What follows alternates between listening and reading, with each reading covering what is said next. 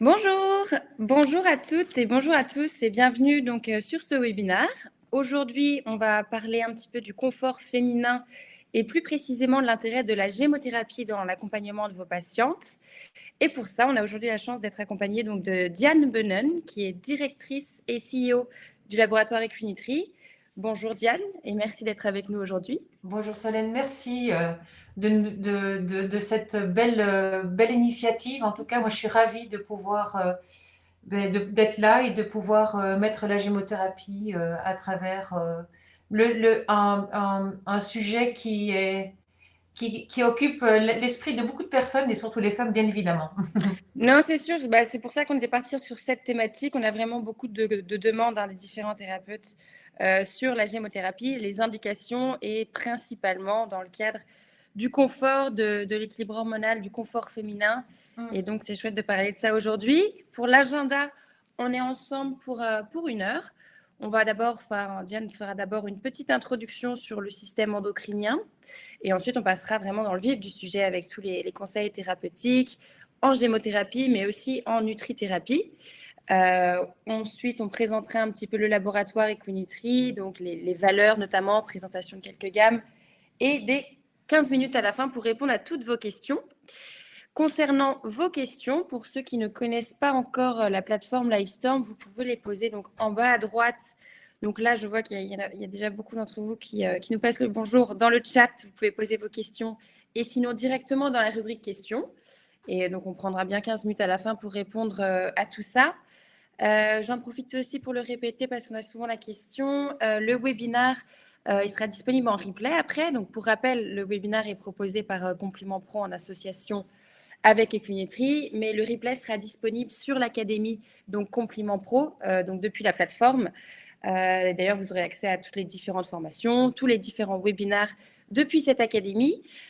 Pour ceux qui ne sont pas inscrits, ma collègue Léa va vous partager de toute façon le lien de la plateforme dans le chat. L'inscription, elle prend 2 petites minutes, 1 petite minute, et c'est entièrement gratuit. Donc voilà pour tout ce qui est des replays en tout cas. Et je vais pouvoir laisser la parole à Diane qui va se présenter, qui va pouvoir commencer à nous parler de gémothérapie et du confort féminin. Eh bien, écoute, merci Solène. Voilà, je pense que Solène a dit l'essentiel en ce qui me concerne. Je pense que le plus important, c'est d'aborder le sujet et allons-y. Donc, quand on parle du système hormonal, bien évidemment, il faut partir du départ, c'est de parler de ce fameux système endocrinien et en particulier de l'axe hypophyse-hypothalamus. On sait qu'il y a un lien direct entre l'axe hypophyse-hypothalamus, mais également avec par rapport donc à cet équilibre du système hormonal. Donc, j'aime bien préciser cela parce que il faut savoir que nous avons certains bourgeons qui permettent déjà de travailler à ce niveau-là. Donc, c'était important de pouvoir le préciser. Donc, je les ai cités une fois de plus, toutes les glandes endocrines, l'hypothalamus, je vous en ai parlé déjà un petit peu, l'hypophyse aussi, mais bien sûr, on a les autres glandes endocrines sur lesquelles on ne va pas évidemment se concentrer. On va également parler des hormones, des hormones sexuelles de l'homme et des hormones sexuelles de la femme et des cellules reproductrices de la femme. Voilà, donc en clair, j'aime bien préciser aussi le mode de fonctionnement entre l'hypophyse et l'hypothalamus. Donc, c'est l'hypothalamus qui, bien sûr, joue un rôle direct sur l'hypophyse. Et donc, c'est l'hypophyse qui ensuite va libérer les hormones et certaines glandes endocrines qui vont jouer un rôle sur l'ensemble de l'organisme et parfois certaines hormones qui ne travaillent que sur certains organes. Les modifications des taux d'hormones sont produites par les glandes endocrines et sont détectées par l'hypothalamus qui, elle, accentue ou réduit la stimulation de l'hypophyse. Donc, vous voyez qu'il y a vraiment un lien direct entre l'hypophyse et l'hypothalamus, et donc, il ne faut pas l'oublier. J'aime bien insister aussi sur le dernier point. Il y a certaines hormones qui sont liées à des rythmes circadiens, d'autres qui sont liées au cycle menstruel et d'autres encore voilà, qui sont à la fois liées au rythme mensuel et au rythme circadien. Donc voilà, ça c'est important. Je continue avec le prochain slide. Cette image ici, ce slide, ça vous permet de comprendre en image ce que je viens de vous expliquer. Voilà, on ne va pas trop aller dans les détails. Donc, l'hypophyse. Retenez bien que l'hypophyse est vraiment le chef d'orchestre des organes cibles. Et j'insiste sur ce tableau-ci, puisque vous voyez que l'hypophyse va jouer un rôle au niveau des glandes et des hormones liées au système hormonal, aussi bien pour la femme que pour l'homme. Donc, vous voyez bien qu'aujourd'hui, par rapport à notre thème que nous avons choisi, il ne faut pas oublier de prendre en considération aussi le fonctionnement de l'hypophyse. Voilà, donc voilà, un petit slide qui est assez intéressant. Donc, comme je vous avais dit là tout à l'heure, on a des bourgeons qui permettent déjà de travailler sur l'axe hypophyse-hypothalamus. Et j'insiste un tout petit peu sur ce tableau parce que vous allez comprendre que déjà, à travers des bourgeons, on peut travailler à la fois sur l'axe hypophyse-hypothalamus, mais également sur certaines glandes. Donc, le bouleau, on connaît le bouleau en gémothérapie ou la sève de bouleau, hein, donc détox hépatique rénale, détoxination complète de l'organisme, mais c'est aussi le bourgeon qui remet la personne dans son axe hypophyse-hypothalamus, sous-jacent à cette détoxination. Et le figuier, en gémothérapie, est connu comme un bourgeon du système digestif et plus particulièrement du stress digestif. Il joue un rôle intéressant au niveau du nerf vagal, mais en sourdine, en fait, c'est aussi le bourgeon qui remet les personnes dans son cycle. Donc, ça peut être le cycle menstruel, circadien, le cycle journalier. Donc voilà, c'est déjà une information intéressante que je vous donne et je vais revenir sur cet aspect-là, sur cet axe sève de bouleau figuier par rapport au cycle menstruel. Vous allez voir jusqu'où on peut déjà intervenir aussi à ce niveau-là grâce à ces bourgeons. Et puis vous avez les bourgeons qui travaillent sur les autres glandes qui sont reliées et qui sont en lien avec l'hypophyse.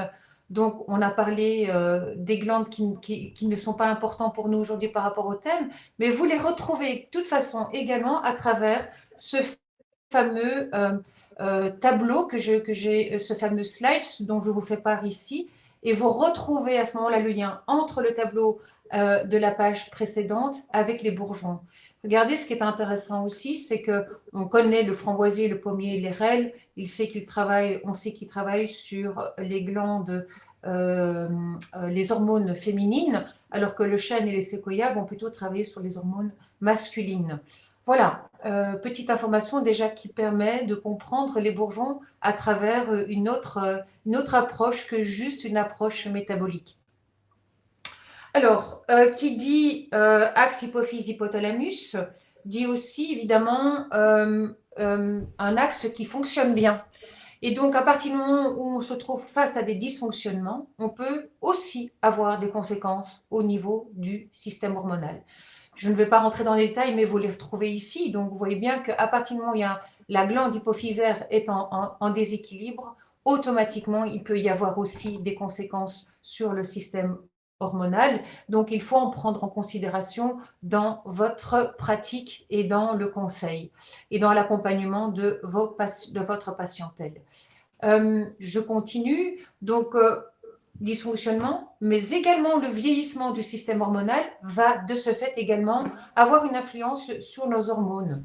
Donc, on sait que la période de la ménopause pour la femme et la période de l'andropause, il y a une implication par rapport à une diminution des œstrogènes et des testostérones, mais il y a également comment dire, des hormones donc, qui diminuent avec l'âge, d'autres qui restent stables et d'autres parfois qui augmentent.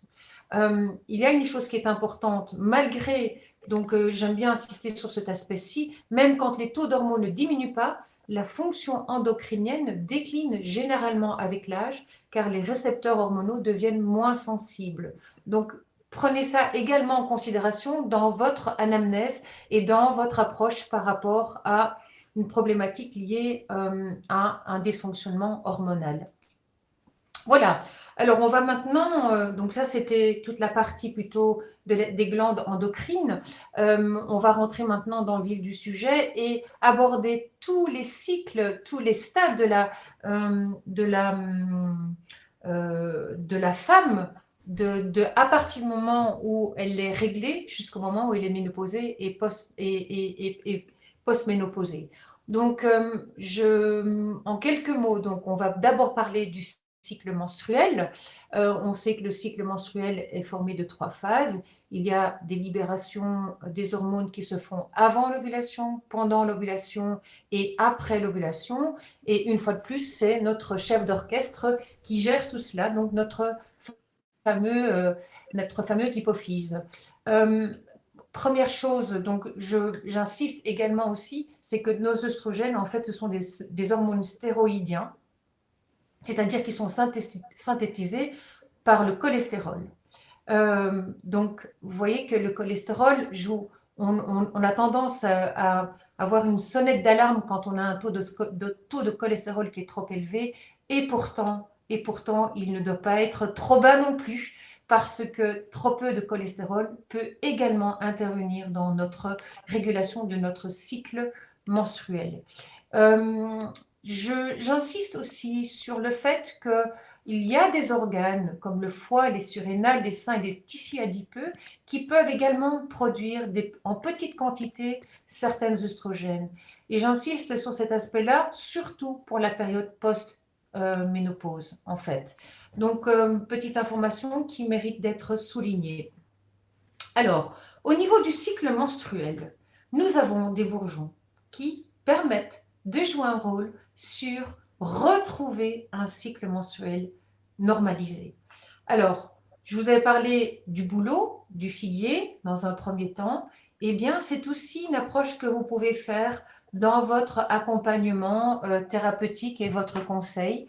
Euh, je le fais souvent d'ailleurs. En fait, quand vous avez une jeune femme qui a des règles qui ne sont pas régularisées, eh bien, avant de donner des bourgeons ou de la phyto en œstrogène-like et progestérone-like, il suffit parfois de travailler sur l'axe hypophyse-hypothalamus uniquement avec le bouleau et parfois de l'associer le bouleau avec le figuier, et déjà rien que ça parfois permet de remettre le cycle menstruel en route. Très intéressant donc, hein, donc vous voyez qu'on n'est pas directement obligé d'aller vers des œstrogènes-like. Et si à un certain moment on se rend compte que l'association bouleau-figuier n'est pas suffisant, à ce moment-là, on peut aller au stade suivant et de conseiller à ce moment-là de prendre le framboisier les 15 premiers jours du cycle et le pommier par la suite les 15 derniers jours. Alors, lorsque vous avez une jeune femme qui n'a plus du tout de règles et qu'on ne connaît plus du tout le cycle, à quel moment faut-il commencer de prendre du framboisier ou du pommier, on sait que, petite astuce, on sait que le cycle menstruel est relié aussi au cycle lunaire, donc rien ne vous empêche aussi de commencer par rapport au premier jour de lune. Donc c'est aussi une indication que vous pouvez prendre en considération, et c'est de remettre à ce moment-là le cycle menstruel en route par rapport au cycle lunaire. Voilà, donc ça c'est une petite indication supplémentaire. N'hésitez pas à pouvoir vous y appuyer. On a en bourgeon, on a développé des complexes. Donc, je sais qu'il y a des thérapeutes qui préfèrent travailler avec des bourgeons seuls parce qu'ils les adaptent en fonction de la personne qu'ils ont en face d'eux. Mais on a aussi développé des complexes. Et donc, le confort jeune femme est un complexe où nous avons associé le framboisier, le romarin et le cassis. Donc, comme je vous ai dit, commencez d'abord peut-être avec le bouleau et le figuier. Et si le bouleau et le figuier, l'association bouleau-figuier n'est pas suffisant, vous pouvez très très bien à ce moment-là conseiller notre complexe framboisier, romarin et cassis. Alors pourquoi on a rajouté le romarin? Le romarin est intéressant parce que c'est un bourgeon de la détoxination hépatique et biliaire, et on sait qu'aussi le foie joue un rôle aussi sur la régulation de l'hyperœstrogénie. Voilà, donc pour nous, il est important aussi de pouvoir travailler sur cet aspect-là. Le framboisier, c'est le bourgeon par excellence de la jeune femme, donc il régule le système hormonal, il joue un rôle intéressant sur la sécrétion des estrogènes et des progestérones. C'est vraiment le bourgeon de la régulation du cycle menstruel. C'est aussi le bourgeon des syndromes prémenstruels. Voilà, donc ça, c'est une première chose. Ensuite, j'ai développé un concept qui est l'association Gémonutrie. J'en parlerai tout à la fin de notre exposé, mais sachez que lorsque vous associez des bourgeons avec de la avec de la phyto, de la nutrie, voire d'autres types de compléments alimentaires, vous avez en effet un effet potentialisateur. Et donc, ici, le tableau que je vous montre, c'est comment associer des bourgeons, qui sont les bourgeons qui sont cités dans le premier cadre, par rapport à de la nutrie ou de la phyto. Donc, la régularisation du cycle peut être aussi associée avec des oméga 6 très importants. Le zinc joue un rôle assez intéressant aussi sur cette notion de régularisation et le magnésium. La même chose au niveau du syndrome prémenstruel. Vous pouvez associer des bourgeons ou des complexes de bourgeons avec certains complexes en nutri chez nous ou voire d'autres chez d'autres laboratoires si vous êtes habitué à travailler avec certains autres laboratoires. Mais vous allez voir, le magnésium est vraiment, vraiment très important par rapport au cycle menstruel. J'ai fait un slide un peu plus loin qui vous permettra de comprendre jusqu'à quel point le magnésium joue un rôle essentiel par rapport à ce cycle. Alors, qui dit cycle menstruel dit aussi bien, parfois aussi le syndrome prémenstruel. Donc, ce sont toutes les affectations qui sont liées au cycle menstruel et surtout à la période avant les règles. Il faut savoir que la plupart des affections sont multifactorielles et sont surtout influencées par des carences nutritionnelles et en particulier le magnésium.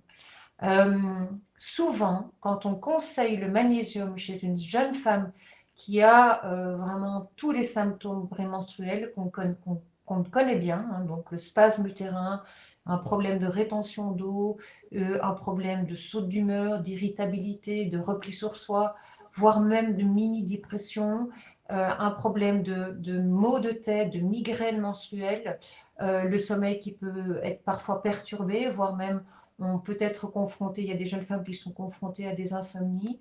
On a un terrain inflammatoire qui est impactant aussi. Eh bien, sachez que le magnésium est essentiel. En fait, le magnésium peut parfois faire disparaître de 60% tous les syndromes prémenstruels. Vous vous rendez compte que c'est énorme. On l'oublie de le conseiller et pourtant, il est essentiel. En fait, on sait que le magnésium aujourd'hui est complètement chélaté par l'organisme en cas de stress, qui n'est pas stressé aujourd'hui, mais on oublie que la période d'ovulation est aussi une période chélatrice du magnésium. Et ce sont les carences de magnésium qui créent la plupart des syndromes prémenstruels. Donc pensez aussi et avant tout à conseiller le magnésium chez une jeune femme qui présente tous ces symptômes. Et avec un confort retrouvé et assez rapide. Voilà. Alors, on est face aussi à des pathologies qui sont plus ou moins importantes. On a de plus en plus de femmes qui sont confrontées à une problématique d'endométriose.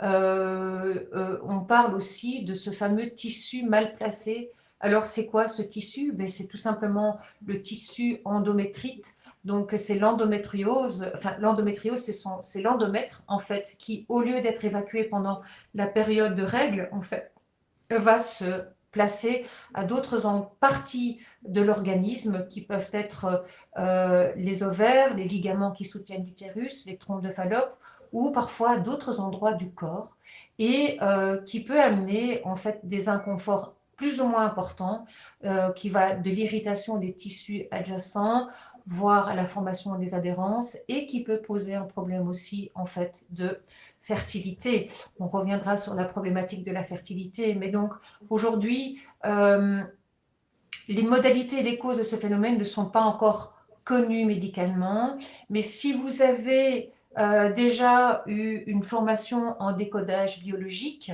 le décodage biologique, en fait, parle d'un conflit de nid. Et donc, c'est une information qui peut être intéressante à développer et peut-être à aborder aussi avec la jeune femme qui est confrontée à cette problématique qui est très, très, très impactant et handicapant pour la jeune femme, avec des douleurs qui sont parfois très intenses et aussi avec un projet d'enfantement qui peut être fortement impacté. Voilà, donc conflit de nid. Si vous voulez des informations par rapport à cette information, par rapport à ce décodage biologique, je peux évidemment aussi l'étayer un peu plus tard si vous le souhaitez.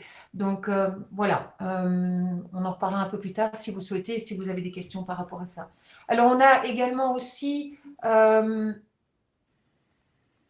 les problématiques de fibromes. Donc les fibromes, ce sont des tumeurs bénignes, mais qui peuvent provoquer évidemment des douleurs, des saignements, parfois aussi une problématique de constipation. Les fibromes peuvent être aussi la conséquence de fausses couches à répétition et également un problème en fait d'évacuation au niveau des urines. Donc voilà, il faut le savoir. C'est un examen pelvien qui permet de déterminer si la jeune femme est confrontée, la jeune femme ou la femme est confrontée à un problème de fibrome. Elles sont la plupart petites et asymptomatiques. En général, elles ne posent pas de problème, mais elles peuvent être à l'origine de complications au moment, comme je vous ai dit, fausse couche, au moment d'un travail prématuré, et peuvent être aussi un problème de stérilité. Voilà, en grand, je vous explique tout ça, je vous explique les phénomènes qui peuvent arriver, les symptômes, et puis après, je vous parlerai des bourgeons qui vous permettent d'accompagner la jeune femme qui est soit confrontée à un fibrose, des kystes. Voilà, donc les fibromes, on peut les retrouver soit au niveau de la surface externe de l'utérus, parfois à l'intérieur de la paroi de l'utérine, sous les muqueuses, et certains fibromes se développent aussi à partir d'un pédicule. Cette image vous permet de mieux comprendre où les fibromes peuvent se placer et se situer. On continue. On a parlé des fibromes, on peut évidemment parler aussi des polypes du col de l'utérus. Souvent, les polypes sont liés à un terrain inflammatoire et une infection chronique. Donc, on a un terrain qui a été tellement fragilisé par des infections chroniques ou une inflammation chronique qui font qu'à un certain moment, en fait, ces polypes se développent. Donc, en général, ces polypes ne provoquent aucun symptôme apparent. Il peut parfois y avoir des saignements ou des pertes vaginales. Elles sont également elles sont également en fait déterminées par un examen pelvien et environ 2 à 5% des femmes souffrent de polypes aujourd'hui. Voilà, donc ça c'est un deuxième aspect et nous avons, voilà, on y arrive, nos fameux bourgeons en unitaire qui permettent de travailler sur ce terrain dégénératif. Alors en général, la plupart des personnes qui connaissent la gémothérapie, lorsqu'on est face à un terrain inflammatoire, on a tendance à toujours conseiller le cassis. Eh bien, en fait, on a un bourgeon qui permet de travailler sur tout type d'inflammation et c'est l'aulne. On a tendance à vouloir mettre le cassis à toutes les sauces. Pourtant, le premier bourgeon anti-inflammatoire en gémothérapie, ce n'est pas le cassis, mais c'est l'aulne. Je peux vous donner une petite image pour que vous compreniez. C'est l'arbre qui pousse les pieds dans l'eau et qui calme le feu de l'organisme dans sa globalité. Donc, c'est toutes les inflammations aiguës et chroniques qui peuvent être prises en considération avec l'aulne. C'est toutes les pathologies en HIT, en fait. Donc, ça peut aller de la dermatite à la trachéite, à la rhinite. Voilà. Donc, vous voyez que toutes les pathologies en IT sont à prendre en considération avec le bourgeon de l'aulne. Et si l'aulne n'est pas suffisant, on peut passer à l'aulne avec le cassis. Mais commençons déjà par la base, l'aulne. Et si vous associez l'aulne avec les oméga-3 qui sont c'est le premier anti-inflammatoire en nutri, vous avez en fait un effet potentialisateur et très très complémentaire. Alors, qui dit inflammation dit terrain dégénératif, eh bien, le bourgeon des polypes, des kystes, des affections fibreuses, en fait, c'est la vigne rouge. Il a vraiment un rôle intéressant à ce niveau-là, à tout niveau. Hein. Donc, c'est pas que gynécologique, mais lorsque vous avez des personnes qui ont des kystes qui se placent à d'autres endroits de l'organisme, la vigne rouge est le bourgeon qu'il faut retenir. C'est le bourgeon par excellence pour toutes ces affections fibreuses. Il peut aider à dissoudre ces affections fibreuses. Et nous avons encore un dernier bourgeon qui est assez intéressant et qui joue un rôle, une action gynécologique intéressante, c'est la ronce. C'est la régénération du terrain, c'est l'oxygénation tissulaire en fait. Il ne faut pas oublier que quand vous avez un terrain qui est enflammé, un terrain qui est dégénéré, on a aussi un terrain qui manque d'oxygénation cellulaire et la ronce permet de réoxygéner nos tissus, nos cellules et donc favoriser bien en fait un rétablissement au niveau et une régulation qui peut se faire au niveau inflammation. Voilà, ça ce sont vraiment nos bourgeons par excellence. On les a placés sur le vieillissement prématuré, sur le stress oxydatif, mais ce sont des bourgeons par excellence qui travaillent sur cet aspect-là. Alors, on a évidemment créé un complexe. Le complexe s'appelle, c'est l'association de la vigne rouge, du cassis et de la ronce. Vous voyez qu'on a déjà deux bourgeons du stress oxydatif, du terrain inflammatoire chronique. Et bien en fait, c'est un complexe assez intéressant aussi sur la sénescence cellulaire en fait. Voilà, donc il existe, il est très efficace et il donne de très très bons résultats. On continue. Alors, on a maintenant aussi créé un complexe spécifiquement pour la femme qui est confrontée à ces tissus dégradés, à l'endométriose, aux fibromes, polypes. On a créé un complexe qui s'appelle le Confort Féminin Plus. Donc, c'est l'association du framboisier, de l'érel, du cassis. Et une fois de plus, on retrouve la vigne rouge. Il a des résultats assez intéressants sur ces problèmes de dégénérescence tissulaire au niveau de la sphère, féminine. Voilà, donc ça c'est vraiment un complexe qui a été mis en place avec une naturopathe et qui donne des résultats assez intéressants.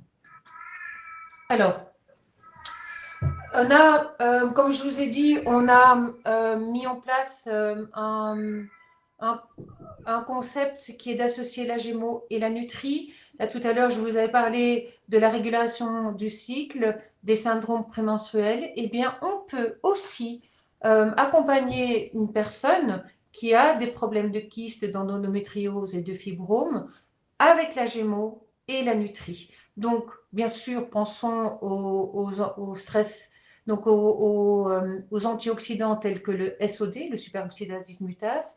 On revient de nouveau sur les oméga-3, très très intéressant. Pensons également à la vitamine D et le magnésium, de nouveau, joue un rôle très très intéressant également à ce niveau-là.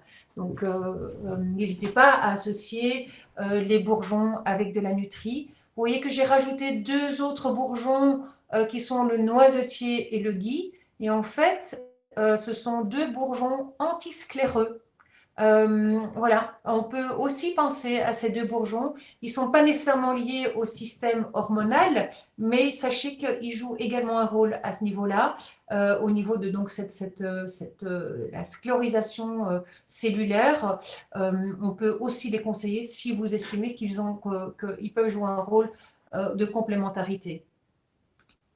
Voilà, alors, voilà, on a parlé du cycle menstruel et éventuellement de toutes les les pathologies qu'une jeune femme peut rencontrer ou une femme, eh bien, qui dit stade de vie de femme, dit évidemment aussi projet de grossesse. Eh bien, en fait, il faut savoir que le mode de vie et les habitudes alimentaires jouent un rôle essentiel dans le projet de grossesse. Donc, la stérilité est généralement définie comme étant l'incapacité d'un couple à concevoir après des rapports sexuels répétés pendant 1 an sans contraception. Donc, quand on est face à un couple, donc j'insiste sur le couple parce que on a tendance toujours à croire que c'est la femme qui peut avoir des problèmes de stérilité, mais aujourd'hui, on constate que le problème de stérilité peut parfois venir uniquement de la femme, uniquement de l'homme, ou parfois des deux. Donc, c'est pas juste un, c'est pas juste l'autre, et parfois c'est les deux. Donc, mais on a tendance aujourd'hui à croire que le problème de stérilité est lié avant tout à la femme. Or, c'est pas toujours le cas. J'ai déjà rencontré des couples où le problème de stérilité était lié à l'homme uniquement. Donc voilà, donc un problème de stérilité doit être pris en considération avec le couple dans son ensemble. Alors on a un complexe, on a spécialement créé un complexe qui va accompagner le projet de grossesse, qui va favoriser la fertilité et qui va aussi soutenir le premier stade de la grossesse et qui accompagne la femme, la jeune femme, en cas de traitement de fécondation médicalement assistée. Alors, vous allez me dire, mais attendez, ces bourgeons, ce sont des bourgeons spécifiquement pour des problèmes métaboliques, mais on a, nous aussi, abordé le côté plutôt subtil, énergétique, émotionnel, à travers tous nos bourgeons en unitaire. Et le pommier, le romarin, le genévrier, lorsque vous les abordez sur un côté plutôt subtil, en fait, le pommier est intéressant parce que c'est le bourgeon qui va permettre la gestation du projet, le projet d'enfantement. Et le romarin en bourgeon, en fait, quand vous le prenez sur le côté plutôt subtil, va permettre à la femme d'aller jusqu'au bout du projet de grossesse. On a parfois des femmes qui arrivent facilement à tomber enceinte, mais qui n'arrivent pas à garder leur bébé. Donc les avortements spontanés et à répétition, eh bien le bourgeon du romarin permet au niveau de l'information cellulaire, permet d'aller jusqu'au bout du projet, jusqu'au bout de la grossesse. Et le genévrier, c'est l'enracinement, c'est la matérialisation et c'est la concrétisation. Donc, on l'a mis sur le projet de fertilité, de grossesse, mais toute vie, en fait, dans la vie d'un être humain, homme ou femme, on a plein de projets qu'on a envie d'initier, qu'on a envie de faire aboutir, qu'on a envie de faire germer et d'enraciner, de concrétiser. En fait, on pourrait très très bien aussi le conseiller pour tout type de projet et pas juste un projet d'enfant. Voilà. Alors, au niveau de la fertilité, une fois de plus, lorsqu'on veut associer des bourgeons avec de la nutrie et de la phyto, eh bien, vous pouvez le faire soit avec donc le prénatal en complexe, le framboisier ou le romarin uniquement pour un projet de grossesse, de préparation à la grossesse, avec des oméga 3, du zinc, de la moringa, de la spiruline, du magnésium. Pendant la grossesse, sachez que vous pouvez aussi conseiller des bourgeons pendant toute la période de grossesse avec confiance. Et nous avons des bourgeons spécifiquement qu'on peut conseiller pendant toute cette période-là, qui sont le figuier, le cassis, le citronnier, le tilleul, le chèvrefeuille et le châtaignier, et qui ont tous évidemment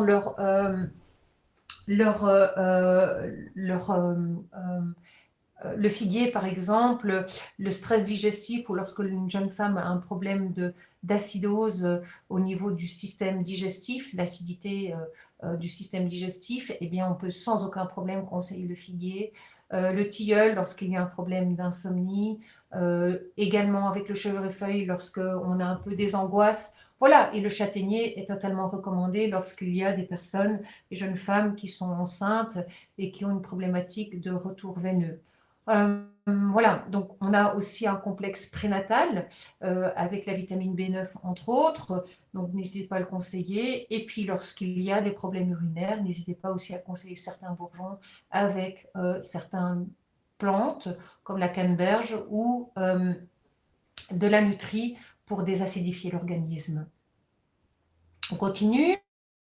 Voilà, j'ai mis un petit peu nos produits en avant à travers le sujet de la fertilité. N'oubliez pas que le zinc joue un rôle essentiel au moment pour la fertilité. C'est vraiment l'allié de la fertilité également. Donc, pensez aussi au zinc. Alors, vous voyez que nous, on a mis aussi le biocil pendant toute la période de grossesse, donc la silice. Vous me direz pourquoi la silice pendant toute la période de grossesse? Eh bien, en fait, on sait que le corps de la femme au niveau tissu conjonctif est particulièrement sollicité aussi pendant toute cette période-là. Eh bien, il faut pouvoir garder cette souplesse des ligaments, des tendons, de la peau. Et donc, n'hésitez pas aussi à conseiller de la silice pendant toute la période de grossesse pour justement garder toute cette élasticité et pour que le corps de la femme puisse bien s'adapter par rapport à ce ventre qui s'arrondit. Alors voilà, ça c'est toute la partie de la femme avec le système hormonal qui est en fonctionnement. On arrive tout doucement à l'âge de la femme qui va être tout doucement préménopausée ou périménopausée pour aller vers la période de la ménopause. Alors, qu'est-ce que la périménopause ou la préménopause?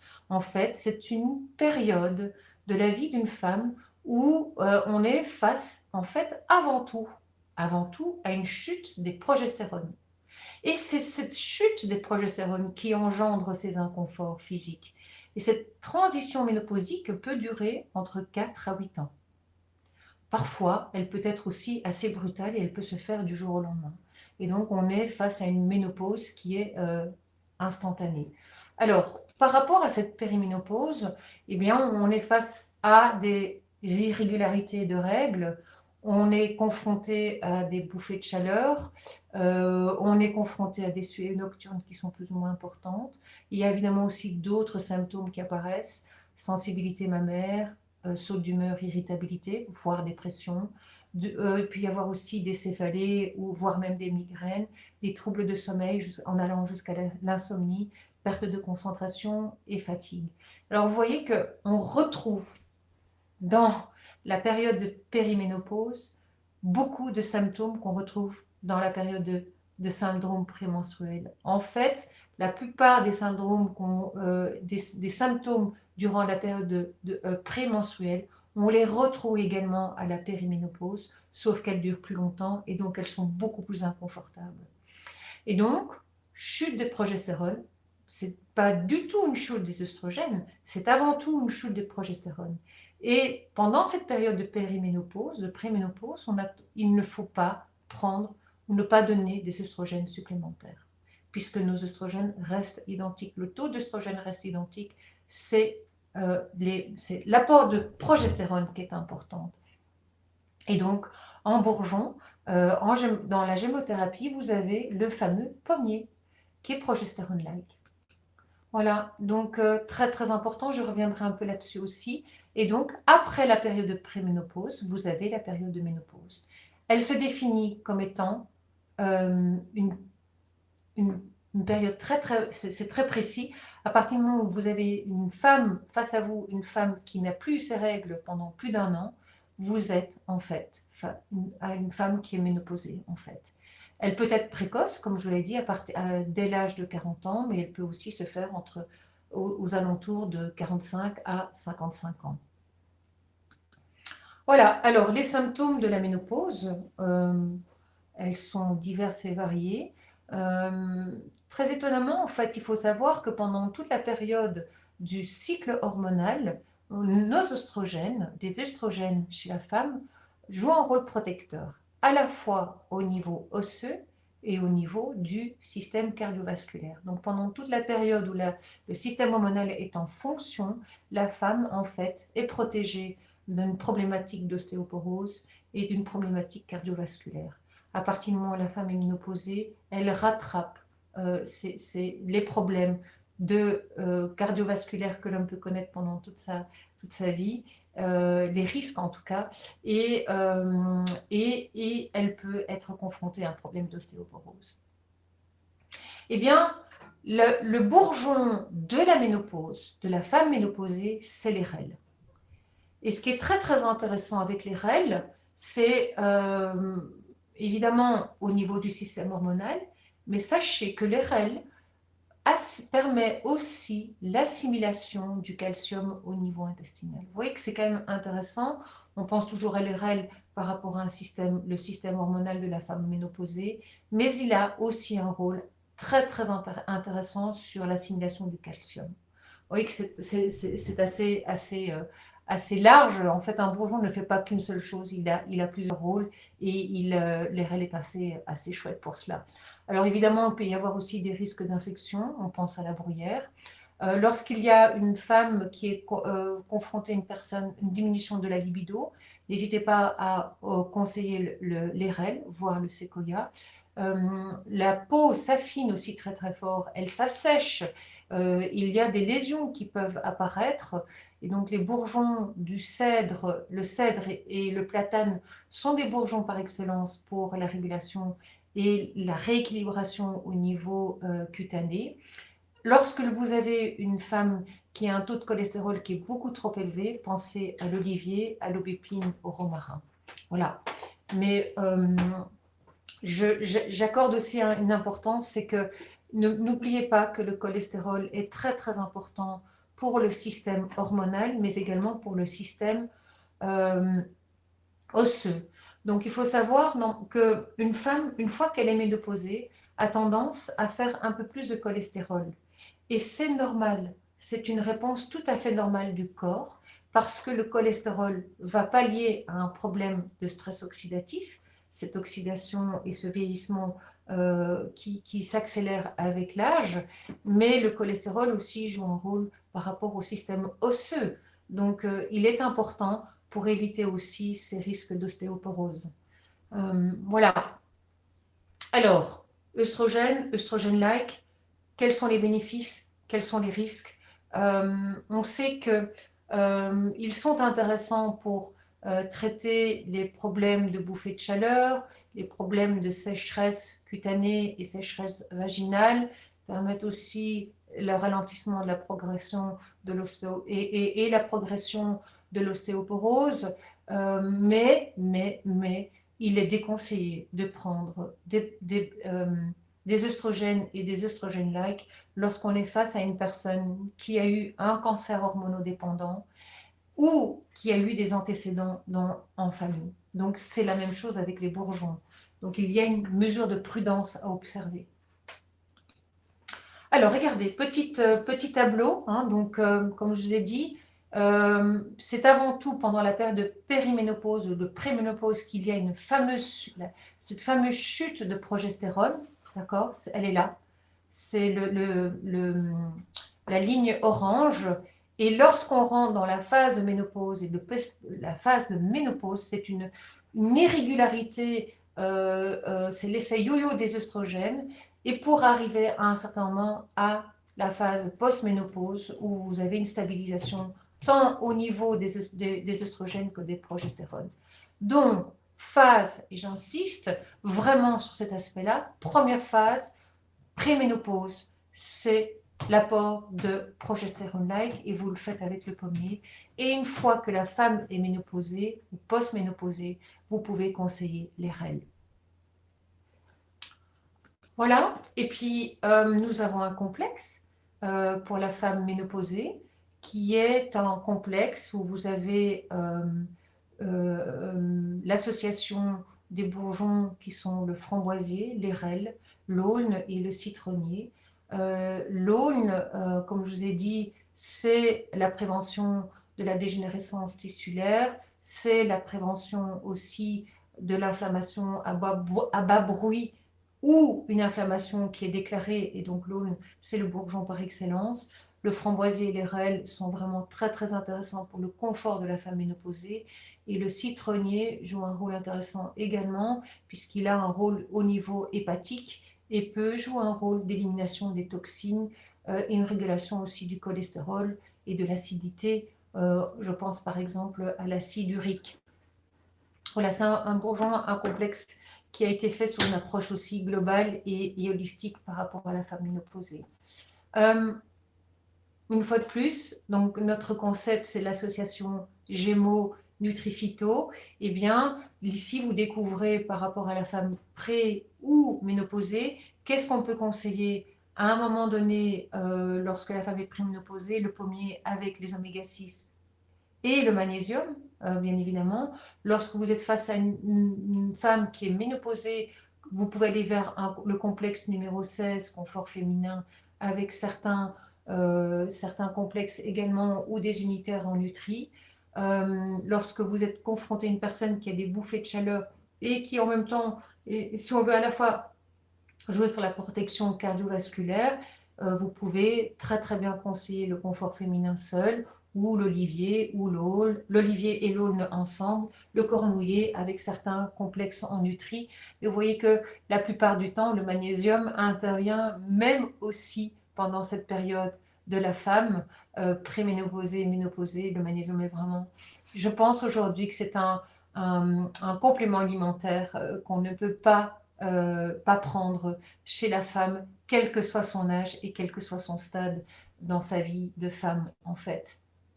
Alors, on a un complexe, on a développé un complexe, on l'appelle en interne le Magic 33. C'est un complexe qui est l'association de magnésium, coenzyme Q10, B6 et L-taurine. Lorsque vous avez des personnes qui sont en fatigue physique et mentale, le numéro 33, c'est notre chouchou, si je peux m'exprimer comme cela.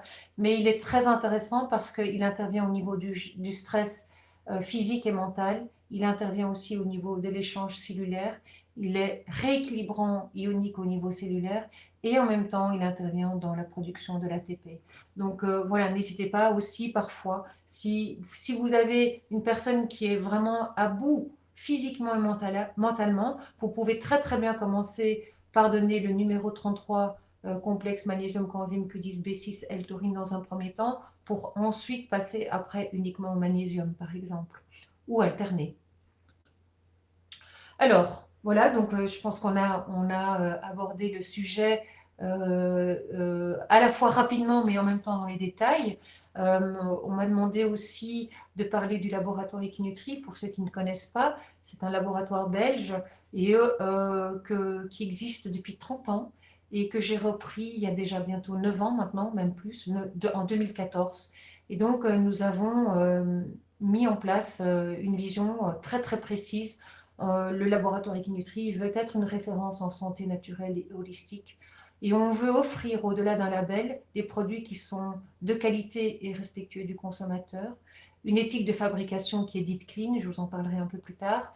On a une volonté aussi d'apporter un service de proximité et personnalisé, et on a un accompagnement de conseils à la vente basé sur la santé naturelle. Alors nos valeurs, c'est l'éthique, l'authenticité, la qualité, l'engagement envers l'homme et la nature, l'anticipation, la confiance, le respect, la loyauté et la clarté. Je préfère même la clarté que la transparence. Donc le mot clarté pour moi a toute sa place dans nos valeurs. Alors, notre laboratoire, on s'engage à mettre notre expertise au service de la santé. On a on est enfin voilà, on est très très très très rigoureux en termes de qualité, de sécurité et de traçabilité. On répond aux normes HACCP. On veut mettre aussi notre savoir-faire au service de notre fabrication. On vient avec les bons dosages, nos synergies sont optimalisées, le respect de l'environnement et de l'humain qui fait partie, comme je vous ai dit, de nos valeurs. On respecte à 100% la réglementation européenne et les réglementations nationaux. Donc il y a une garantie de la non-toxicité de nos produits. Lorsque nous avons une certification biologique pour les ingrédients et les produits, et on met notre savoir-faire au service de la santé du consommateur. Et donc, ce que je trouve assez intéressant, et j'insiste, c'est qu'à partir du moment où vous choisissez de travailler avec nos produits, en fait, vous choisissez aussi d'être acteur de nos valeurs et de notre positionnement et de notre éthique. Alors, la gémothérapie, quelle est notre gémothérapie? On a évidemment nos spécificités. On a une gamme assez large. Ce sont des macérats glycérinés concentrés, bio, certifiés AB par Certis6. On a une volonté de respecter à 100% le protocole du docteur Paul-Henri, ce qui veut dire que dans nos complexes, on n'a que des bourgeons. On ne va pas associer des bourgeons avec des teintures mères, des huiles essentielles, de la phyto ou des produits issus de la ruche. Pour moi, on est à ce moment-là plutôt on sort du protocole du docteur Paul-Henri et on est plutôt dans des complexes phytothérapeutiques. Elles méritent d'exister, elles sont intéressantes. Je pense qu'on travaille plus sur la symptologie, alors que les bourgeons ont fait toutes leurs preuves au niveau de la régulation du terrain. Donc voilà, donc ça c'est notre façon de travailler. Alors tous nos bourgeons sont frais. Il faut savoir qu'ils sont cueillis à la main dans des sites sauvages où il n'y a pas de machine. Donc, je vous garantis qu'ils sont ni cryobroyés, ni réfrigérés, ni déshydratés. Évidemment, quand on parle du protocole du docteur Paul-Henri, on a aussi les 3 solvants qui interviennent. Hein. Donc, c'est de l'eau filtrée qui préviennent d'un lagunage naturel. On a choisi de travailler avec de l'alcool à 25 degrés, c'est de l'alcool de blé bio. Donc, on est un taux qui est le plus faible aujourd'hui, un des plus faibles sur le marché. Et nous avons une concentration très, très élevée de bourgeons qui est de 12%. C'est le plus élevé que vous pouvez retrouver sur le marché en général. Qu'est-ce qui fait la différence? C'est que, en fait, on travaille avec des bourgeons frais. On a une volonté de respecter à 100% le protocole du docteur Paul-Henri. Donc, le protocole du docteur Paul-Henri, c'est de faire macérer nos bourgeons dans 1 tiers d'alcool, 1 tiers d'eau et 1 tiers de glycérine. Et donc, on va compenser le taux d'hygrométrie de nos bourgeons par des kilos de bourgeons supplémentaires dans les macérations, dans nos macérations, d'où cette concentration à 12%. Voilà, donc on aborde tous les spectres de pathologie, on a 52 unitaires, on a 34 complexes, on a une posologie pour l'adulte, pour l'enfant, pour les animaux domestiques, et comme je vous l'avais dit aussi, sur le côté émotionnel et énergétique, c'est très simple en fait, on a déjà des bourgeons qu'on retrouve dans les fleurs de bac, et on a appliqué le principe des fleurs de bac sur tous nos unitaires, et certains de nos complexes, on tient compte aussi du côté de l'aspect émotionnel et énergétique. Voilà, alors, charte de cueilleur, alors aussi, ça c'est très important, on véhicule la charte de cueilleur française, donc à côté de chez nous, pas loin de chez nous, nous avons un territoire qui est extraordinaire, qui a une connaissance en plantes médicinales, qui est structurée autour de la plante médicinale, et nous avons décidé de bénéficier de ce savoir-faire, de cette éthique, parce qu'il y a aussi une éthique qui est très importante pour nous. Donc, il y a une éthique écologique, une éthique humaine et une éthique environnementale. Donc, comme je dis, derrière chaque bourgeon, il y a un cueilleur. C'est un métier qui s'est professionnalisé, mais qui n'est plus reconnu au niveau européen aujourd'hui. Et donc, on intervient aussi à ce niveau-là. On va aussi préserver notre environnement et nos ressources naturelles, donc on ne va pas épuiser nos plantations, et on participe on a une participation active aussi à la biodiversité. Donc on intervient aussi dans la valorisation du savoir-faire, la bonne pratique et la réflexion paysanne. Voilà, on est dans une gestion durable des ressources. Ça, c'est notre façon de travailler. Et on essaye, dans la mesure du possible, d'être dans une démarche locale avec une réduction maximum de l'impact carbone. Comme je vous ai dit, et en plus, nos bourgeons sont cueillis à la main, sans machine. Et voilà, donc pour nous, c'est vraiment très, très important. Et ça se ressent aussi à travers la qualité de nos macérats et la qualité de nos bourgeons, bien évidemment. Alors, qui dit, je vous ai dit, on a de la gémothérapie, mais on a aussi développé une gamme complète en nutri et un tout petit peu en phyto. Nos complexes, c'est vraiment comment dire, une synergie de vitamines, de minéraux, d'antioxydants, d'acides aminés, d'extraits de plantes pour amener le bon dosage et pour en fait optimaliser en fait une approche, cette fameuse approche globale et holistique de la santé. Donc, ce qui est très très important pour nous aussi, c'est que on tient compte de la potentialisation des excipients qu'on utilise. On favorise aussi la biodisponibilité de nos nutriments avec de la phyto. Et ce qui fait aussi notre différence depuis 30 ans, c'est que depuis 30 ans, en fait, nous fabriquons nos gélules sans additifs controversés. Donc depuis 30 ans, Equinutri fabrique des compléments alimentaires en gélules sans nanoparticules, sans dioxyde de titane ni dioxyde de silicium et sans stéarate de magnésium, qui pose un problème de santé aussi en sourdine. Le stéarate de magnésium n'est pas une molécule naturelle, c'est une molécule qui est transformée, qui est aujourd'hui, qui pose un problème hépatique rénal. Voilà, il faut le savoir. Et aussi au niveau intestinal, parce que le stéarate de magnésium obture la paroi de nos vaisseaux de nos intestins et donc obture le passage de nos nutriments au niveau sanguin. Donc nous utilisons le lithotam comme excipient en fait. Voilà, donc ça c'est notre façon de travailler. Voilà, donc je vous avais parlé du concept, je vous ai dit que j'allais revenir sur le concept.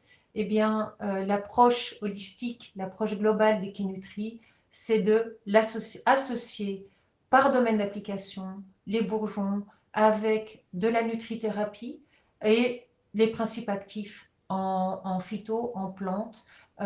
Très simple. En fait, la gémothérapie est une thérapie qui est très douce, mais qui a aussi une volonté qui a comme objectif de réguler, d'informer la cellule pour qu'elle retende, de la reprogrammer pour qu'elle retende vers son équilibre.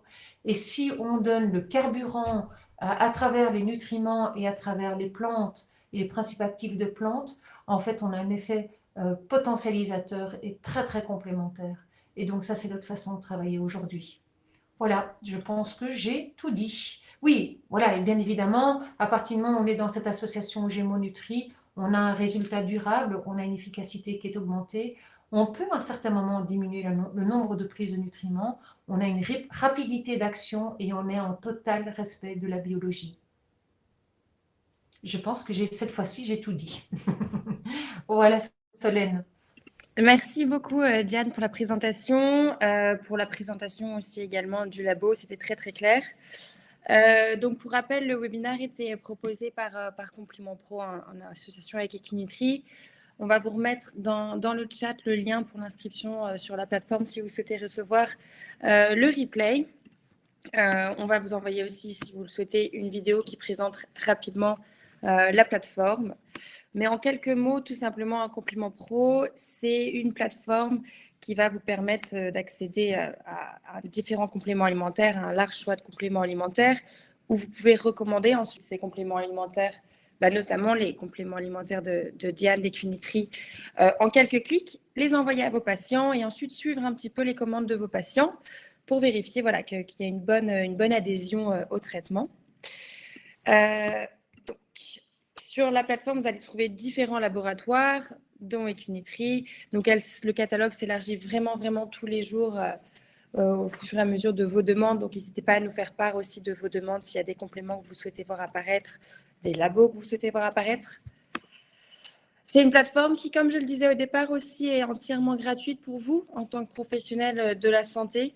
Donc, n'hésitez vraiment pas à vous inscrire et nous, on prendra une petite demi-heure pour vous présenter un petit peu l'outil, ses fonctionnalités. Là, j'ai dû aller assez vite parce qu'on a tenu le bout de la présentation et je voulais quand même qu'on puisse répondre un petit peu aux questions. Mais voilà, n'hésitez pas du coup à passer sur l'outil et puis nous, on vous présentera ça un peu plus dans le détail, tout le catalogue. Et aussi, je vous invite, et normalement, on vous partage dans le chat également, à vous inscrire aux différents événements proposés par Compliment Pro. Donc, le 2 février, on a Jolie Mama, donc, qui viendra nous parler un petit peu du désir de la périnatalité, du rôle de la supplémentation, donc du désir de grossesse jusqu'au postpartum. Et puis, on va avoir également le 14 février le docteur Marc Jacquemin qui viendra parler là, pour le coup, de l'importance de la nutrition et micronutrition, dans la prise en charge plutôt des pathologies cardiovasculaires, des troubles cardiovasculaires. Donc inscrivez-vous, même si vous ne pouvez pas participer, vous recevez dans ce cas le replay. Donc c'est toujours intéressant. On a eu beaucoup de questions, c'est pour ça que je ne me suis pas attardée sur la partie, sur cette partie finale pour que vous puissiez, Diane, répondre au mieux aux questions. Je vais vous les poser une par une, si ça vous va? Très bien, oui. Allons-y. Alors, il y avait différentes thématiques, j'ai essayé de classifier un peu pour que ce soit plus simple. Concernant les produits présentés, quelle forme de magnésium favoriser déjà quand vous avez parlé du magnésium? On partirait plutôt sur du bisglycinate, est-ce que vous avez vraiment une spécificité? Alors, il y a évidemment plusieurs formes de magnésium. Donc, nous, on a décidé depuis le début de travailler avec le pidolate de magnésium. Et donc, le pidolate de magnésium est en fait un acide aminé qui est issu de la fermentation de sucre de betterave. Et l'avantage du pidolate, en fait, c'est qu'il est assimilé directement au niveau du duodénum. Donc, on ne doit pas attendre qu'il arrive au niveau intestinal pour être assimilé. Et donc, le pidolate est très intéressant en termes de rapidité d'absorption, mais aussi d'assimilation, puisque ce pidolate, l'acide pidolique, intervient au niveau de l'ATP et du cycle de Krebs. Et donc, de ce fait, on a non seulement une rapidité d'assimilation du duodénum, mais aussi une parfaite biodisponibilité au niveau cellulaire, en fait. Donc ça, c'est le pidolate. Donc évidemment, depuis que le laboratoire a lancé le pidolate, il y a eu d'autres types de minéraux qui sont arrivés, donc comme le glycérophosphate, bisglycinate. Et donc, nous avons amélioré aujourd'hui notre magnésium, puisque c'est l'association de pidolate avec le glycérophosphate et bien sûr le lithotham qui a l'élément magnésium également, donc, et la vitamine B6 qui est très importante puisque c'est le cofateur du magnésium. Voilà, donc ça c'est notre magnésium d'aujourd'hui. Merci. Alors, on a eu pas mal de questions concernant les conseils d'utilisation des différents produits qui ont pu être présentés. Oui. Alors, par exemple, pour le bourgeon, pour le complexe prénatal, combien de temps avant faudrait-il le commencer? Dès le début de la recherche, dès le début du désir de grossesse? Oui, on peut, vraiment. Et ce qui est très intéressant avec les bourgeons, c'est vrai que j'aurais pu l'aborder, mais donc, nous avons une concentration très, très élevée de bourgeons. En général, les personnes qui connaissent déjà la gémothérapie ont tendance à conseiller entre 10, 15, parfois 20 gouttes, parce qu'ils sont face à une gamme qui est moins concentrée. Mais nous sommes concentrés à 12%. Donc, nous conseillons entre 5 à 10 gouttes par jour. Étant donné que le complexe prénatal, on travaille sur la subtilité, on travaille sur le côté plutôt aussi réinformation cellulaire, eh bien, à partir du moment où on est dans cette réinformation cellulaire basée sur la subtilité, on peut conseiller entre 1 à 3 gouttes par jour. Parce qu'on va, c'est vraiment, on est dans le côté plutôt subtil. Et à partir du moment où on est dans le côté plutôt métabolique, c'est entre 5 à 10 gouttes par jour. Mais il faut savoir que les bourgeons ce qui est très intéressant avec les bourgeons, c'est que c'est une thérapie qui est très douce, où il n'y a pour ainsi dire pas de contre-indication. Il y a du bon sens à observer. Bien évidemment, on sait qu'il y a des bourgeons qui ont l'information des oméga 3. Je vous ai parlé là tout à l'heure de l'olivier. Et donc l'olivier, c'est l'information des oméga 3. Donc ils sont aussi fluidifiant sanguin, par exemple. Donc, il faut être aussi prudent par rapport à ça. Mais il n'y a pas de contre-indication. Et donc, il faut savoir que quand vous avez une personne qui est face aussi à tout d'un coup une crise, eh bien, on peut aussi conseiller les bourgeons toutes les 10 minutes, 5 gouttes toutes les 10 minutes, le temps que la crise diminue. C'est aussi une possibilité. Ok, d'accord. Je vais rebondir un petit peu là-dessus, étant donné qu'on a eu quand même beaucoup de questions sur les contre-indications, donc juste pour être certaine d'avoir répondu à tout. Donc le cassis, même lors de, par exemple, s'il y a de l'hypertension artérielle, il n'y aura pas de contre-indication? Alors, en fait, le cassis intervient au niveau surrénalien. Donc, il a un côté qui va, comment dire, le cassis, par exemple, n'est pas à prendre après 16 heures parce qu'il peut empêcher un endormissement. Il peut empêcher de dormir, en fait. Mais il y a des mesures de prudence. En fait, il y a pas, il n'y a pas beaucoup de contre-indications en gémothérapie. Il y a parfois un accompagnement à faire parce que chaque personne est différente, parce que chaque personne a sa pathologie et ses médications. Et donc, l'avantage de la gémothérapie, c'est qu'on peut y aller aussi à petite dose et voir un peu comment le métabolisme fonctionne et comment il se régule. Les bourgeons, c'est la thérapie de la régularisation, de la réinformation cellulaire. Et donc, voilà, on peut, si on veut être prudent, on peut bien sûr le faire et on peut commencer par 1 à 3 gouttes, voir un peu comment les choses se passent et pourquoi pas augmenter la dose jusqu'à 5 à 10 gouttes chez nous. Donc c'est tout à fait OK. Mais il n'y a pas de contre-indication, on n'est pas dans un apport de principe actif, on est dans une réinformation cellulaire. Et c'est ça toute la différence entre la phyto, parce qu'on sait que la gémothérapie est une branche de la phyto, mais la phytothérapie, c'est l'apport de principe actif, de concentration de principe actif, alors que la gémothérapie, c'est une information cellulaire. Ok. Juste une dernière sur les contre-indications, comme c'est vraiment dans la thématique du jour et qu'il y a eu plusieurs questions. Est-ce que vous pourriez nous rappeler les bourgeons qui ont pour le coup une action œstrogène-like et qui seraient contre-indiqués dans le cas d'antécédents de cancer hormonodépendant dans la famille de la femme? Alors, c'est le framboisier, Ouais. c'est les rêles. Donc ça, c'est vraiment des bourgeons qui sont à proscrire lorsque vous avez eu un cancer hormonodépendant, soit chez la personne ou avec des antécédents dans la famille. Ok. Pommier, pas de contre-indication. Non, il est plutôt progestérone-like. D'accord. Très bien. Alors, combien de temps est-ce qu'on peut conserver les bourgeons, tous vos bourgeons frais, une fois que le flacon est ouvert? Alors en fait, aujourd'hui, on a déjà testé des bourgeons, nos bourgeons, plus de 5 ans après. Et avec une concentration qui était toujours identique, une stabilité de produit qui était, voilà, il n'y avait rien à dire. Donc, une fois qu'il est ouvert, il suffit de bien fermer le flacon. C'est la glycérine et deux solvants, glycérine et l'alcool, qui sont en fait aussi nos conservateurs. Donc, vous pouvez sans aucun problème conseiller les bourgeons, même encore 5 années après, si vous voulez, sans aucun problème. Mais c'est très important de bien fermer le flacon une fois qu'il a été ouvert. Et il faut le laisser à l'abri de la lumière et à l'abri de voilà. Il ne faut pas le mettre dans le frigo, par exemple, c'est ça que je veux dire. Parfait.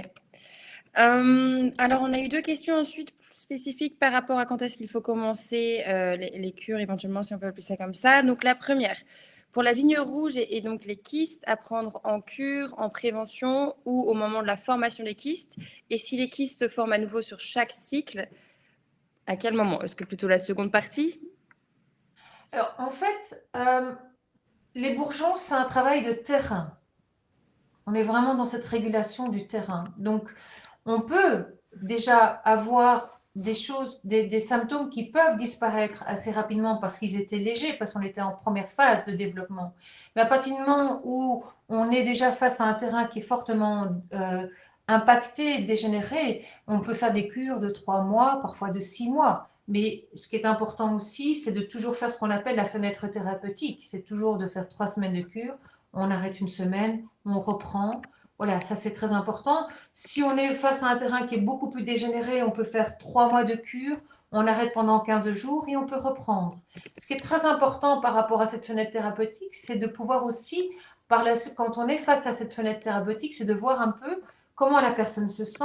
Est-ce qu'elle voit qu'il y a des symptômes qui ont déjà diminué ou qui n'ont pas bougé? Donc c'est aussi, cette fenêtre thérapeutique est intéressante pour pouvoir adapter aussi notre conseil par la suite et de pouvoir changer aussi certains bourgeons. J'ai parlé aussi du noisetier et du gui qui sont antiscléreux, donc rien ne nous empêche aussi, face à un problème de kyste, de fibrome, de pouvoir à ce moment-là aller vers des bourgeons autres encore en plus, ou de les associer ou de les prendre seuls, ou en alternance. Donc ça c'est tout le travail du thérapeute, évidemment, et de l'accompagnement en conseil. Il faut écouter, je pense que la personne qui est en face de nous, elle dit souvent déjà beaucoup de choses. Elle donne déjà souvent beaucoup d'informations. Et quand on est vraiment à l'écoute du patient ou de la patientèle qui est en face de nous, elle nous donne déjà des informations assez intéressantes par rapport à ce que nous devons conseiller. Et j'ai envie de vous dire une dernière petite chose, c'est que on a parfois, on hésite parfois entre deux bourgeons parce qu'ils sont sur la même problématique, sur le même axe. Et puis, comme je vous avais dit, on a abordé le côté plutôt émotionnel, énergétique. Et donc, parfois, quand, en tant que thérapeute ou en tant que médecin, on hésite entre deux bourgeons, eh bien, on fait lire le côté émotionnel, le côté plutôt subtil, qui est qui fait partie aussi des compendiums qu'on met à la disposition des thérapeutes. Eh bien, en lisant la partie plutôt subtile, la personne va plus se retrouver dans le côté émotionnel d'un bourgeon plutôt que l'autre. Eh bien, en fait, à ce moment-là, c'est intéressant parce que vous pourriez très, très bien conseiller le bourgeon sur le côté métabolique en tant que prescripteur. Et en même temps, vous savez que la personne va pouvoir travailler sur ce côté plutôt émotionnel et énergétique qui est une problématique chez elle dans sa vie quotidienne. Ok, très clair. Parce qu'il y a eu pas mal de questions hein, par rapport au conseil, quand commencer, quand arrêter. Donc là, c'était assez clair par rapport à toutes ces questions. Super. Et pour ouvrir par rapport à d'autres problématiques, pour le syndrome dysphorique prémenstruel, est-ce que vous avez des bourgeons à conseiller? Je pense que on peut déjà commencer par ceux que j'ai donnés. Si je peux, je n'ai pas l'information comme ça, mais je peux éventuellement me renseigner et revenir plus en détail par rapport à ça. Je vais le noter. Parfait. Idem pour les femmes constipées pendant la grossesse. Est-ce qu'on reste sur le complexe grossesse ou est-ce qu'il y aurait d'autres bourgeons aussi à proposer en plus? Alors, le problème de constipation, souvent est lié déjà, hein, donc on dit toujours, il y a un grand monsieur qui disait toujours que ton aliment soit ton médicament, c'est Hippocrate. Et donc, souvent, il faut déjà poser la question à la personne qui a un problème de constipation si elle boit déjà assez d'eau. Une personne qui est souvent constipée, c'est une personne qui ne boit pas assez d'eau. Et donc déjà commencer par boire de l'eau. Bien évidemment, et ça c'est vraiment essentiel. Prendre aussi des oméga 3. Les oméga 3, je vous l'avais dit là tout à l'heure, anti-inflammatoires, mais c'est le lubrifiant, si je puis m'exprimer comme ça, de tous nos tuyaux intérieurs. Et donc, les oméga 3 jouent un rôle aussi très intéressant sur cette réhydratation au niveau intestinal. Mais sinon, on a bien évidemment en bourgeon, il faut voir s'il n'y a pas un problème digestif, donc voir s'il ne faut pas travailler sur le côté aussi hépatique. Mais sinon, le bourgeon de sureau, par exemple, est assez intéressant parce qu'il permet justement d'évacuer cette congestion intestinale qui ne se fait pas d'une façon optimale en fait. Et on a aussi un complexe qui s'appelle transit et qui permet de travailler sur cet aspect-là. Oui. Mais l'eau. D'abord, boire l'eau. Oui. Et pour finir, parce qu'on dépasse un petit peu, mais c'est intéressant, il y a eu des questions aussi, et puis d'ailleurs, vous aviez éventuellement dit que vous allez l'évoquer à la fin. Par rapport au conflit de nid, est-ce qu'on pourrait développer un peu ce décodage biologique et préciser qu'est-ce que le conflit de nid, parce que ça pourrait évoquer beaucoup de choses. Alors, le conflit de nid, donc le nid de la femme, c'est vraiment tout son utérus. C'est là que doit en fait évoluer le bébé qui grandit en son sein. Et donc, le conflit de nid, ça peut être une personne qui n'a pas eu un vrai nid dans sa famille, un nid dans sa vie, le nid familial. Et donc, à partir du moment, je vais donner un exemple. Lorsque un enfant n'est pas désiré dans sa vie, dans la vie de parents, et qu'il y a eu à un certain moment une volonté peut-être d'arrêter la grossesse et que pour finir, l'enfant a tenu bon, il s'est accroché à la vie. Et donc, il naît dans un milieu familial où il n'était pas nécessairement accepté. Et donc, ça peut être aussi une information de conflit de nid. Je n'ai pas eu droit à un nid familial. Et à partir du moment où il y a eu cette notion de conflit de nid chez une femme, elle peut à un certain moment aller créer différents nids en son sein. Et c'est l'endomètre qui va en fait se mettre un peu partout dans son corps parce qu'il y a ce conflit de nid. Et donc, elle veut être sûre qu'à un certain moment, elle pourra nidifier. Hein, donc, la nidation, c'est l'ovule qui a été fécondé et qui va en fait qui va en fait s'enraciner dans l'endomètre. Et l'endomètre, c'est cette partie de couche sanguine qui se forme durant le premier cycle de la femme pour que le nid, que l'œuf fécondé en fait puisse s'enraciner dans ces couches sanguines et qu'on appelle l'endomètre. À partir du moment où on est face à un conflit de nid, eh bien, le corps va se dire, j'ai pas droit au nid, donc je vais avoir des difficultés aussi à former un nid dans ma vie, et donc je vais créer des nids un peu partout pour être sûr que je puisse quand même créer ce nid qui m'importe, dans toujours cette notion de survie de l'espèce. Hein. Est-ce que ça a été clair? Pour moi, oui. Après, j'imagine que... En tout cas, c'était clair, l'explication était claire. Ok. Et concernant, du coup, le décodage biologique, C'est ça. Ça, c'est le décodage biologique. C'est un conflit de nid. J'ai pas eu droit au nid dans ma vie. Et donc, et je fais tout pour que je puisse créer mon propre nid dans ma vie. Et donc, comme j'ai ce conflit, je vais créer plein de petits nids en mon sein, pour être sûr qu'à un certain moment, je puisse réaliser le nid que je souhaite, en fait. Ok. Et donc, il faut travailler sur ce conflit de nid. Et il faut aller travailler. Et quand je dis travailler par rapport à ça, c'est vraiment le décodage biologique, c'est d'aller voir dans son histoire ou dans l'histoire de la personne, qu'est-ce qui a été conflictuel par rapport au nid familial. Mais chaque histoire est différente, évidemment. Et chaque interprétation, l'interprétation de sa propre vie est propre à chacun. Et donc, c'est ce décodage qu'il faut faire, en fait. Et ça, c'est toute la difficulté, évidemment. C'était clair, c'était clair. Et puis, je vois que dans le chat, qu'on nous dit merci, parfait pour le nid. Donc, je pense que tout le monde avait compris ça. Ok, parfait. C'est top. Je ne sais pas si vous aviez mis de côté quelques questions aussi auxquelles vous souhaitiez répondre avant de terminer. Parce qu'il y en a eu pas mal. Au pire, ce que je peux faire, c'est vous les envoyer aussi par mail. Comme ça, Oui. vous pouvez regarder ça à tête posée. Oui, parce que je pense que le temps nous est compté. Moi, ce que je propose, s'il y a eu d'autres questions auxquelles on n'a pas pu répondre ou qui demandent un complément d'information, envoyez-moi les questions et je prendrai le temps d'y répondre et je vous les renverrai et vous pourrez à ce moment-là, bien évidemment, compléter les informations souhaitées auprès des personnes qui les ont posées, en fait. Oui, aucun problème. Parfait. Et du coup, en attendant ces réponses, est-ce que vous avez également une idée de livre pour terminer sur sans doute la gymothérapie, éventuellement dans le cadre du confort féminin? On a une question là-dessus et c'est vrai que c'est une bonne ouverture pour éventuellement étudier le sujet un peu avant d'avoir vos réponses. Il